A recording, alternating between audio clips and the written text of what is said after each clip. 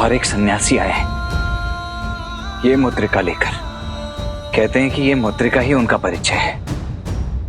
ऋषि कुमारों का कार्य है, भिक्षा मांगना है, किसी की दास्ता स्वीकारना नहीं। आर्यवर्त के सबसे बलशाली और प्रसिद्ध राज्य कौशल के राजा हरिश्चंद्र ने भी अपना वचन निभाने के लिए स्वयं को बेच दिया था।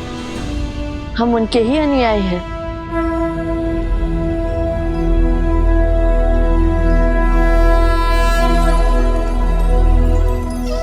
अपना सर्वस्व त्याग कर महाराज हरिश्चंद्र काशी पहुंचे। काशी में जैसे तैसे उन्होंने अपना जीवन यापन किया। उनके पास ना खाने को कुछ था और ना पहनने को, बस साथ थी तो रघुकुल की रीत और परिवार की प्रीत, और साथ में चिंता की समय बीता जा रहा है और महर्षि विश्वामित्र की मांग कैसे पूरी की जाए। प्रणाम ऋषिवर।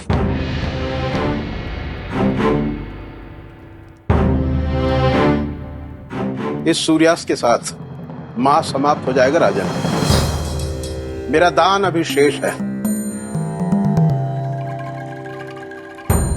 स्वामी, यदि मुझे बेचकर आपका वचन पूर्ण हो सके तो मैं सज्ज हूँ। नहीं, तुम्हारा लालन पालन पति होने के नाते मेरा कर्तव्य है।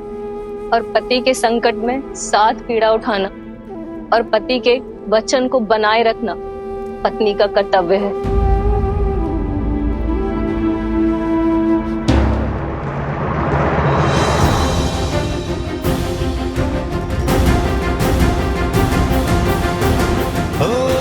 रघुकुल रीत सदा चलिया प्राण जाए। ये लीजिए ऋषिवर। वचन न जाए।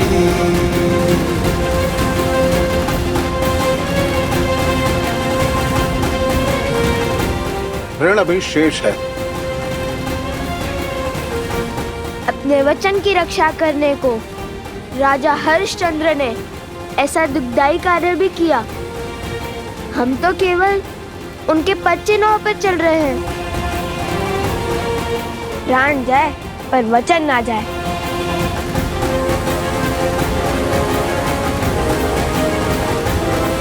तो ठीक है, आज से कर चुकने तक तुम दोनों मेरे दास हुए। चलो, हो रही मेरी बैलगाड़ी। कर स्थापित मर्यादा, संसार के पाप को हर। बड़ी विचित्र घटना है ये। किसी और के लिए स्वयं को सेवक बना लिया दोनों ऋषि कुमारों ने। आज तक एक वचन के लिए ऐसा करते हुए किसी को नहीं देखा। लवकुश, ये कैसा निर्णय है? अयोध्या के राजकुमार हो तुम दोनों। तुम दोनों को रघुकुल को आगे बढ़ाना है। यदि तुम दोनों दास बनकर चले गए तो फिर प्रभु का क्या होगा? माता कौशल्या, सुमित्रा और तुम्हारे छोटे भाई, उनका तो स्मरण करो।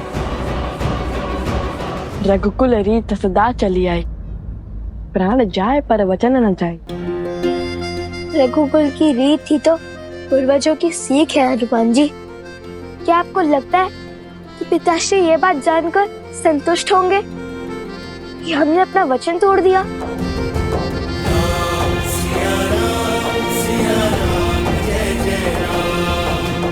और क्या एक माँ और बेटे को अलग होते हुए ऐसे ही देखते रहे?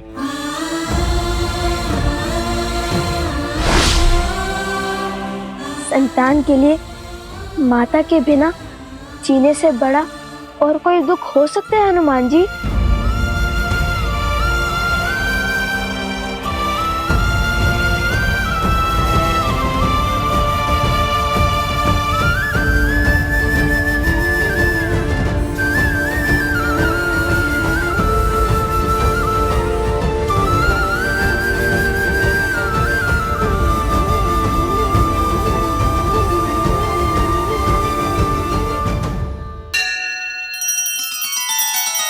श्री रामचंद्र कृपालु भजु मन हरण भव भय दारुणम नव कंज लोचन कंज मुख कर कंज पद कंजारुण।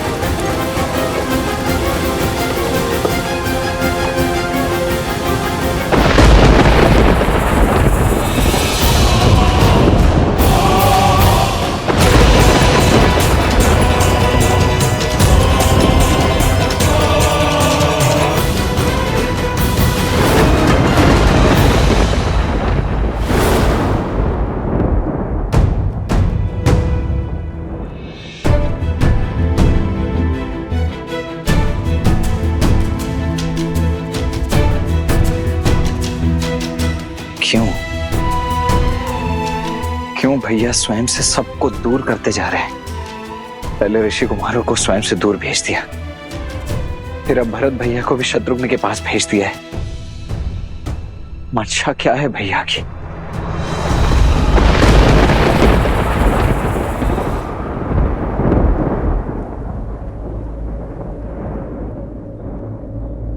राजानुज, आप विचलित लगते हैं। हाँ ऋषिमंत, मन बड़ा विचलित सा हो रहा है। ऐसा प्रतीत हो रहा है जैसे कोई घोर अनिष्ट रघुकुल की बाट जो रहा है। जब तक श्री राम का सानिध्य है, कुछ अनुचित नहीं होगा राजानुज। कदाचित सभी बालकों के चले जाने से अब विचलित है बस। कुछ क्षण मंदिर में बैठिए, मन शांत होगा। यहाँ की चिंता मुझ पे छोड़ दीजिए।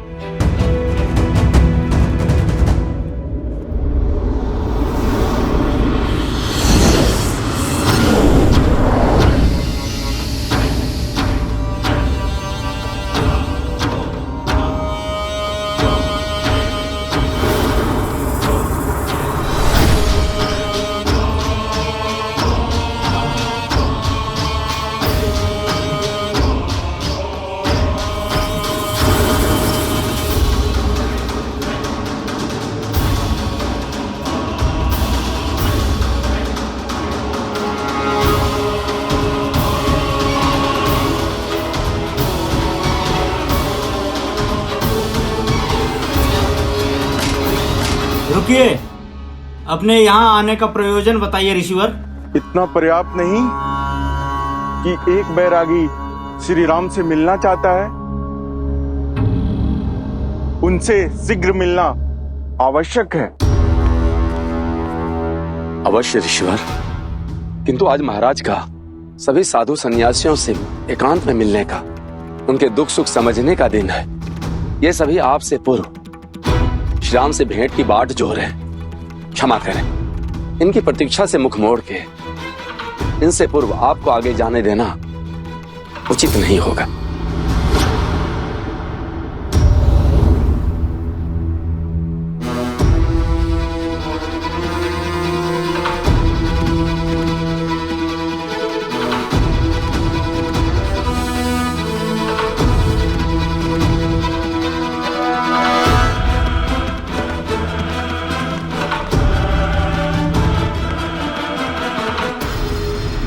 अयोध्या के महाराज हैं श्री राम।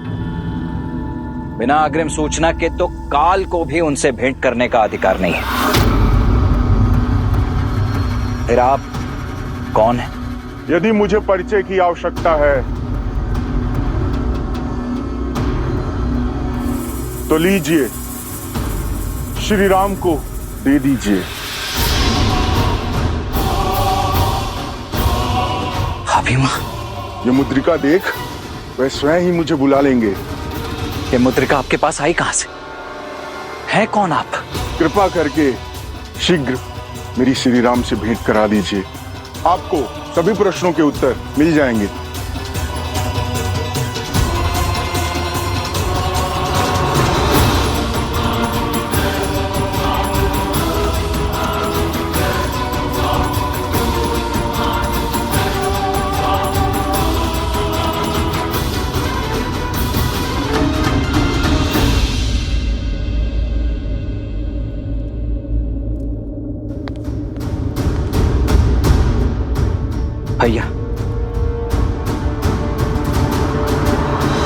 जन्म जन्म का है ये संगम, राम रतन सीता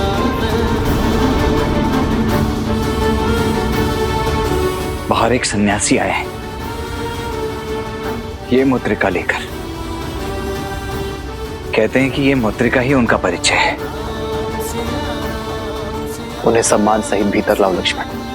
परंतु ये सन्यासी हैं कौन भैया, और ये मुद्रिका उनके पास? सर्वप्रथम उन्हें भीतर लाओ लक्ष्मण। जो आज्ञा भैया।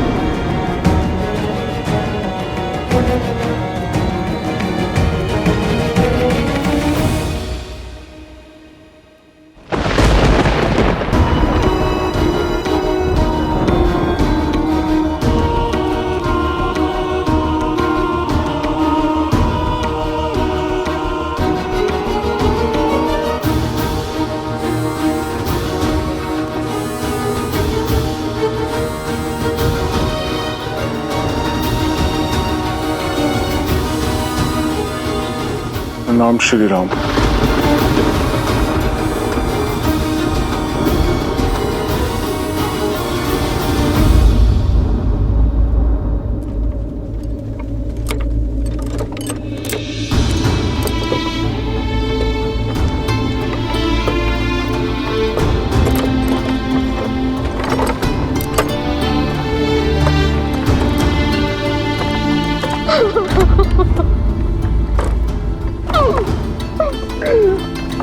प्रभु रुकिए, रुकिए, रुकिए, प्रभु रुकिए।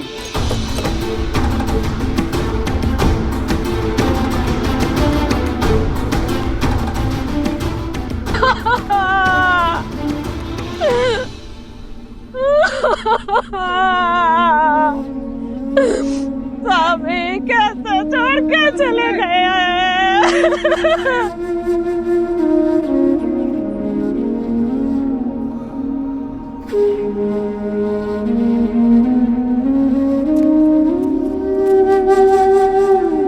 ये माता इतनी पीड़ा में है, विलाप कर रही है, अपने पति को भी खो चुकी है, फिर भी इनकी सहायता के लिए कोई आगे क्यों नहीं आ रहा है? क्योंकि सबको अपने प्राण प्रिय हैं। इनके पति को स्पष्ट जन रोग था, कल से यहाँ बैठी हैं, किंतु कोई आया नहीं इनके अंतिम संस्कार के लिए। पर रोगी की तो सहायता करनी चाहिए ना। ये रोग से ग्रस्त था, बाकी सब भय से। भय कहीं संक्रामक रोग उन्हें ना हो जाए।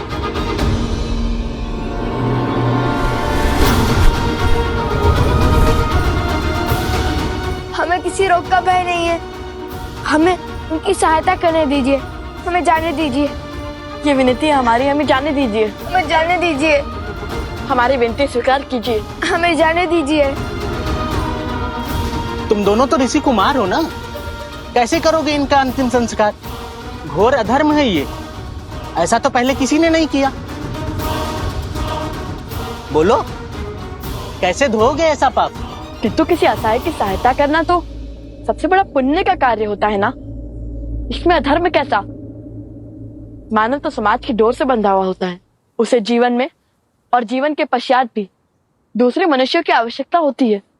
और ऐसा पहले भी हुआ है, जब कौशल राज्य के महाराज राजा हरिश्चंद्र ने भी अपना जीवन एक चंडाल की भांति व्यतीत किया था। अपनी पत्नी और अपने पुत्र को बेचने के बाद भी जब वे महर्षि विश्वामित्र का ऋण न चुका पाए, और तब उन्होंने स्वयं को ऋषिवर को बेच दिया और उन्होंने उन्हें एक चंडाल का दास बना दिया।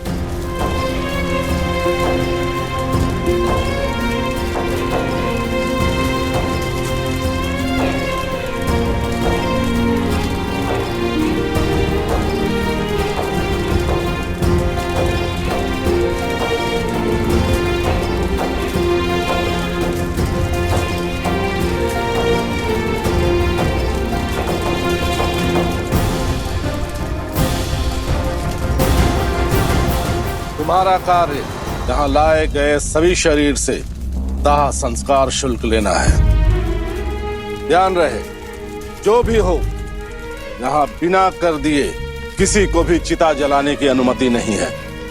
समझ गए?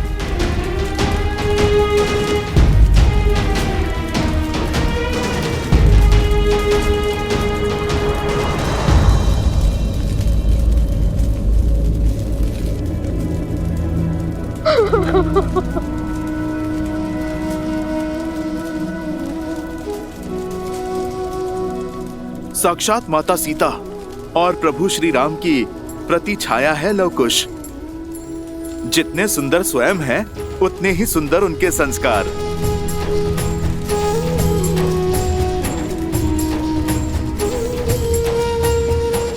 आयुष्मान भव।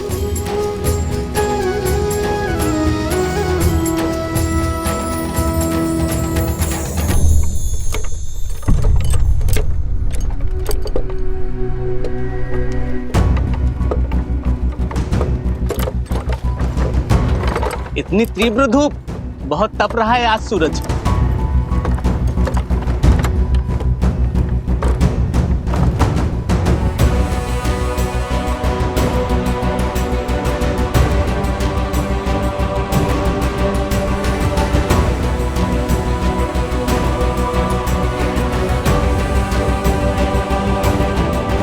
उतरो और ये सभी वस्तुएं नीचे उतारो।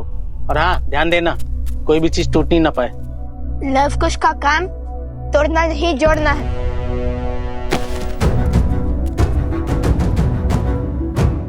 प्रभु, ये सब कहाँ जा रहा है? चलो तुम सामान उतारो।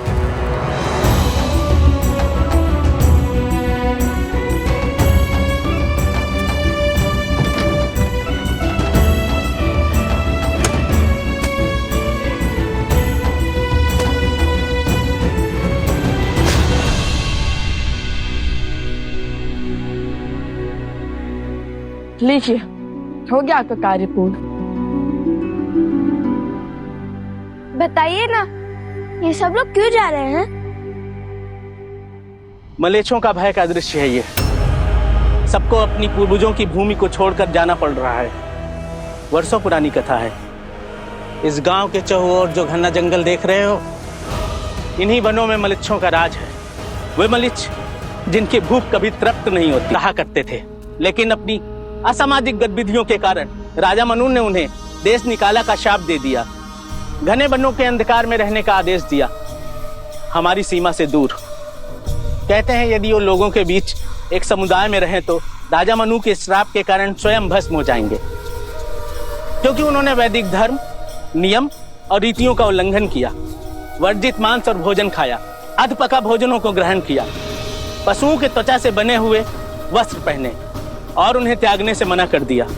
देख रहे हो, इस संपूर्ण वन में एक भी पशु जीवित नहीं बचे और पशुओं के अंत के साथ ही इस गांव में मृत्यु का खेल आरंभ हो गया। रात्रि होते ही ये राक्षस हमारे गांव पर टूट पड़ते हैं। ये दुष्ट हमारे पशुओं को मारकर खाने लगे, छोटे छोटे बालक बालिकाओं को भी नहीं छोड़ते, और हम साधारण मानवों के लिए उनसे लड़ना असंभव हो गया था।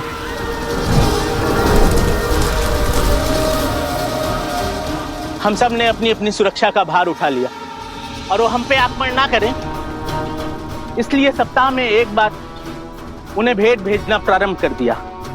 पहले तो पास के गांव से पशुओं को क्रय कर लिया जाता था। जब वो भी नहीं बचे तो उन्होंने हमारे गांव पे आक्रमण करना प्रारंभ कर दिया। लगता है शीघ्र ही हमें भी अपनी पूर्वजों की भूमि को त्यागना पड़ेगा। श्री राम, मैं चाहता हूं कि हमारी ये भेंट संसार के लिए गोपनीय रहे, इसे तीनों लोक में कोई ना सुन पाए।